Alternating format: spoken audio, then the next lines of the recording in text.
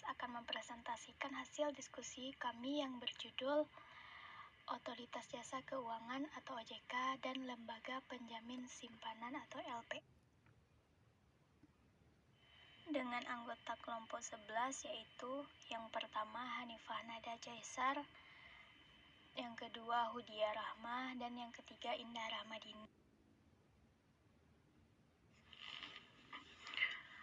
A. Pengertian OJK dan LPS. 1. OJK atau Otoritas Jasa Keuangan.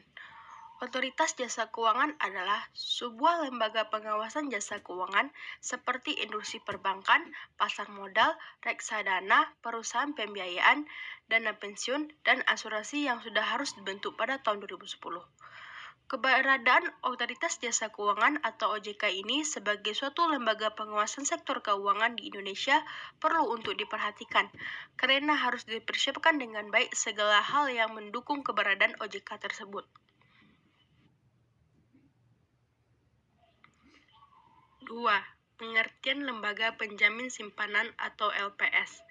Lembaga penjamin simpanan atau yang sering dikenal dengan istilah LPS merupakan suatu lembaga yang didirikan khusus oleh negara dengan tujuan memberikan keamanan dan kenyamanan kepada masyarakat atas penempatan dana pada lembaga keuangan khusus perbankan.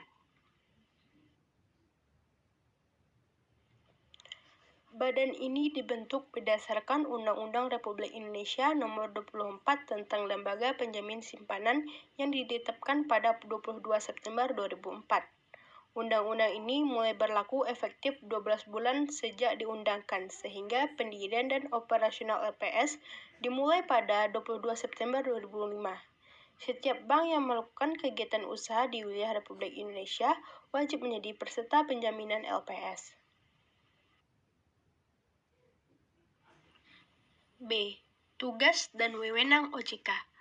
OJK berfungsi menyelenggarakan sistem pengaturan dan pengawasan yang terintegrasi terhadap keseluruhan kegiatan di dalam sektor jasa keuangan.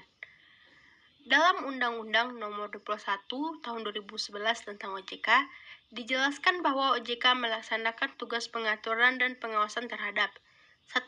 Kegiatan jasa keuangan di sektor perbankan. 2. Kegiatan jasa keuangan di sektor pasar modal. 3. Kegiatan jasa keuangan di sektor perasuransian dan dana pensiun. 4. Lembaga pembiayaan dan lembaga jasa keuangan lainnya. Dalam menjalankan tugas pengaturan dan pengawasan OJK mempunyai wewenang. Yang pertama, terkait khusus pengawasan dan pengaturan lembaga jasa keuangan bank yang meliputi A. Perizinan untuk pendirian bank, pembukaan kantor bank, anggaran dasar, rencana kerja, kepemilikan, kepengurusan, dan sumber daya manusia, merger, dan konsolidasi dan akuisisi bank serta pencabutan izin usaha. Yang B.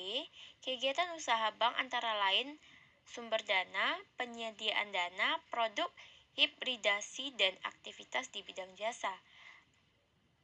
Yang kedua, pengaturan dan pengawasan mengenai kesehatan bank yang meliputi likuiditas, rentabilitas, solvabilitas, kualitas aset, rasio kecukupan modal minimum, batas minimum pemberian kredit, rasio pinjaman terhadap simpanan dan pencadangan bank, laporan bank yang terkait dengan kesehatan dan kinerja bank, sistem informasi debitur, pengujian kredit atau credit testing, dan standar akuntansi bank.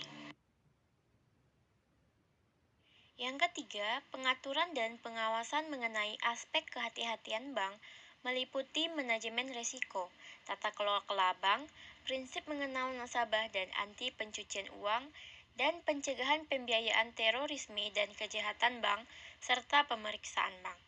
Yang keempat, terkait pengaturan lembaga jasa keuangan atau bank dan non-bank yang meliputi yang A. Menetapkan peraturan dan keputusan OJK, yang B. Menetapkan peraturan mengenai pengawasan di sektor jasa keuangan, yang C. Menetapkan kebijakan mengenai pelaksanaan tugas OJK. Yang D. Menetapkan peraturan mengenai tata cara penetapan perintah tertulis terhadap lembaga jasa keuangan, dan tertentu, menetapkan peraturan mengenai tata cara penetapan pengelolaan statut pada lembaga jasa keuangan. Yang E, menetapkan struktur organisasi, infrastruktur, serta mengelola, memelihara, dan menatausahakan kekayaan dan kewajiban.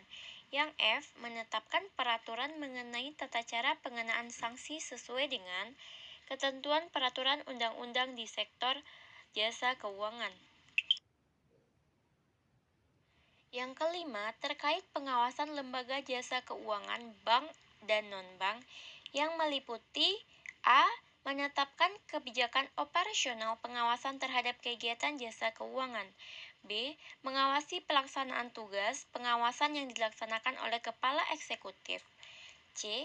Melakukan pengawasan, pemeriksaan, penyelidikan, perlindungan konsumen, dan tindakan lain terhadap lembaga jasa keuangan, pelaku atau penunjang kegiatan. Penunjang kegiatan jasa keuangan sebagaimana dimaksud dalam peraturan perundang-undangan di sektor jasa keuangan. Yang D. Memberikan perintah tertulis kepada lembaga jasa keuangan atau pihak tertentu. Yang E. Melakukan penunjangan pengelola statut. Yang F. Menetapkan penggunaan pengelola statut. Yang G. Menetapkan sanksi administratif terhadap pihak yang melakukan pelanggaran terhadap peraturan perundang-undangan di sektor jasa keuangan. Yang H. Memberikan dan atau mencabut usaha izin perorangan, efektifnya persyaratan pendaftaran surat tanda terdaftar, persetujuan melakukan kegiatan. Baik, kita lanjut yang C, mekanisme kerja OJK dan LPS. Yang pertama, mekanisme kerja OJK.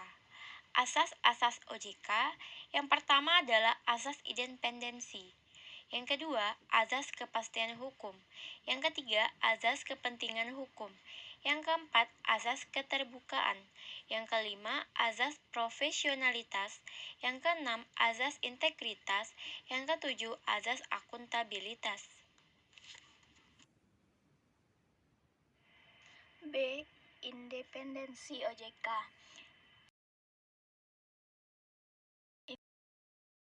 Hal yaitu secara kelembagaan otoritas jasa keuangan tidak berada di sistem pemerintah RI dan pimpinan otoritas jasa keuangan memiliki kepastian atas jabatannya. Keindependensian OJK akan sepenuhnya efektif jika terdapat good corporate governance di dalam dunia keuangan dan perbankan. C. Pembiayaan OJK. Pembiayaan OJK yang bersumber dari APBN dan atau pungutan dari pihak yang melakukan kegiatan pada sektor jasa keuangan.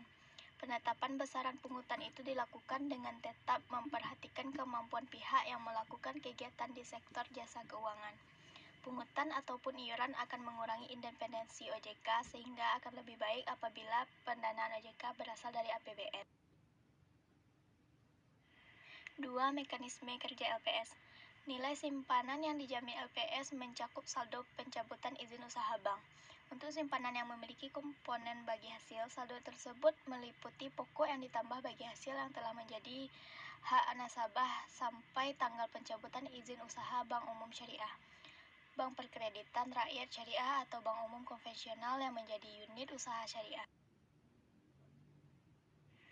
LPS tidak menetapkan maksimum bagi hasil yang wajar diterima nasabah penyimpanan di bank syariah, mengingat besarnya bagi hasil fluktuatif dan tidak diperjanjikan di muka. Oleh karena itu, meskipun realisasi bagi hasil simpanan di bank syariah apabila diekuivalenkan dengan tingkat bunga melebihi maksimum tingkat bunga penjamin, simpanan di bank syariah tersebut tetap dijamin oleh LPS. Mungkin sekian hasil diskusi dari kelompok kami. Wabillahi taufiq wal hidayah. Wassalamualaikum warahmatullahi wabarakatuh.